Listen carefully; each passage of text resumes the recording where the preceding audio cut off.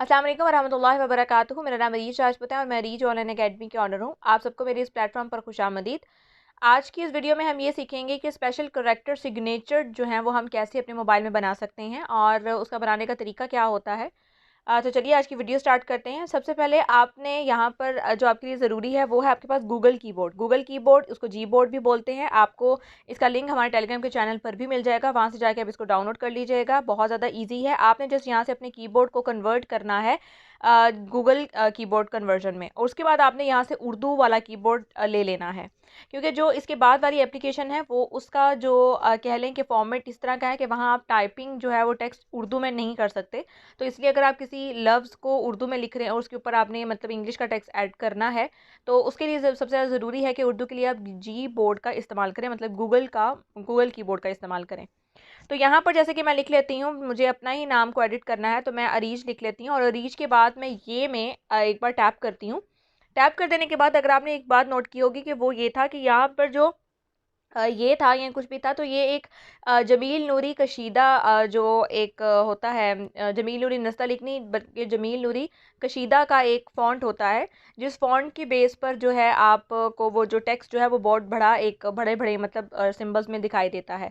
तो वो अगर आपने उस तरह लिखना है या आप यहाँ पर टेक्स्ट करना चाहते हैं, जो कि इस सिग्नेचर्स के लिए बहुत ज़्यादा ज़रूरी है, तो ज़रूरी नहीं है कि वो आपके मोबाइल में पहले इंस्टॉल हो फ़ॉन्ट, देन ही आप इसमें क्रिएटिविटी कर सकते हैं।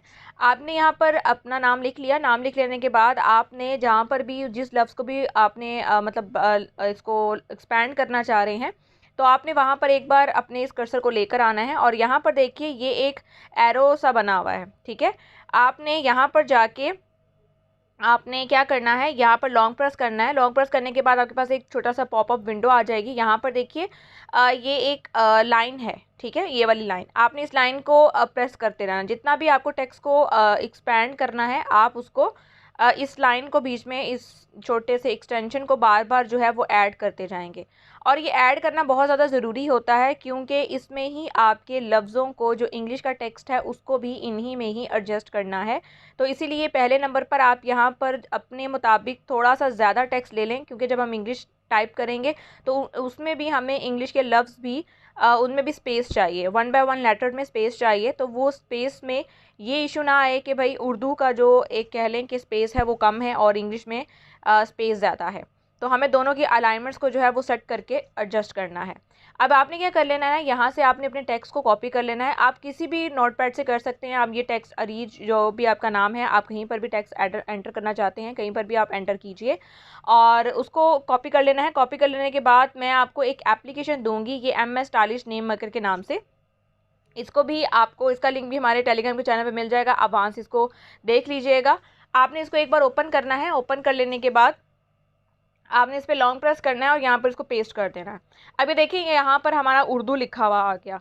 उर्दू लिख लेने के बाद अब मुझे इंग्लिश में यहाँ पर अरीज लिखना है, तो सिंपल यही मैं यहाँ पर अपने कर्सर को रखूँगी थोड़ा सा यहाँ पर, और यहाँ पर जो लिस्ट है, लिस्ट में एरो पे एक बार मैं टैप करूँगी।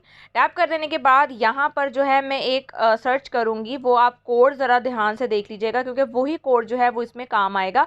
ये वाला कोड है 1D, ये वाला 1DCO, combining diet critical marks, ठीक है, ये वाला है। आपने यहाँ पर आ जाना है। तो यहाँ पर देखें ये अरीज लिखा है, ये ए है, मैंने यहाँ पर ए को लिखा तो वो ऊपर ए आ गया।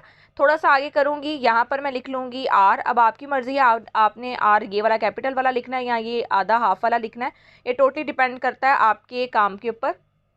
उसके बाद यहाँ पर ई आ जाता है, आपकी मर्ज़ी है आपने ई जो है वो किस तरह का लिखना है। यही वाला ई है तो मैं यहाँ से ई ले लेती हूँ। अगर मुझे ई दूसरा वाला चाहिए, मतलब एग्जैक्ट ई लिखा हुआ, तो उसके लिए आपने क्या करना है, क्योंकि कुछ लेटर्स यहाँ पर नहीं है, जैसे कि एच जो है वो यहाँ पर नहीं है, एच और ई जो प्रॉपर सिंपल में है, तो उसके लिए आपने दोबारा से यहाँ पर जाना है। यहाँ पर चले जाने के बाद आपके पास एक और कोड है, वो कोड को याद रखिएगा, वो है 2D80।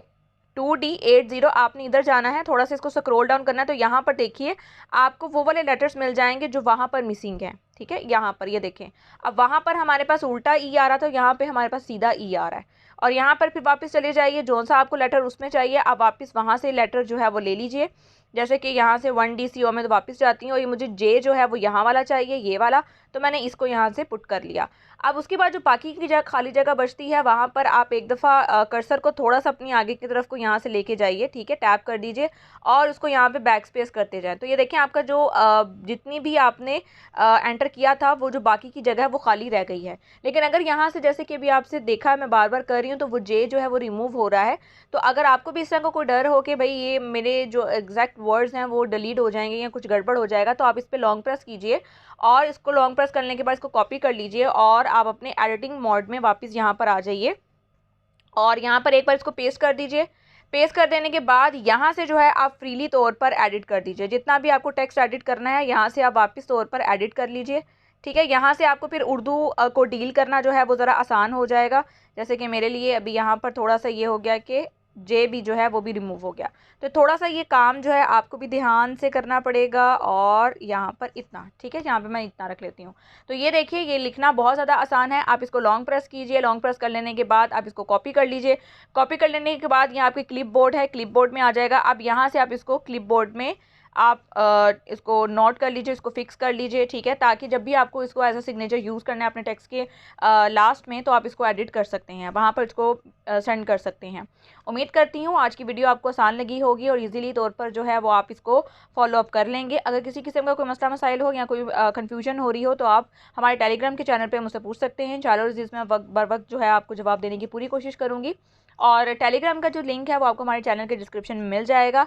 और अगर मज़ीद कोई क्वेश्चन हुआ तो आप वहाँ से पूछ सकते हैं। दुआ में मुझे याद रखिएगा।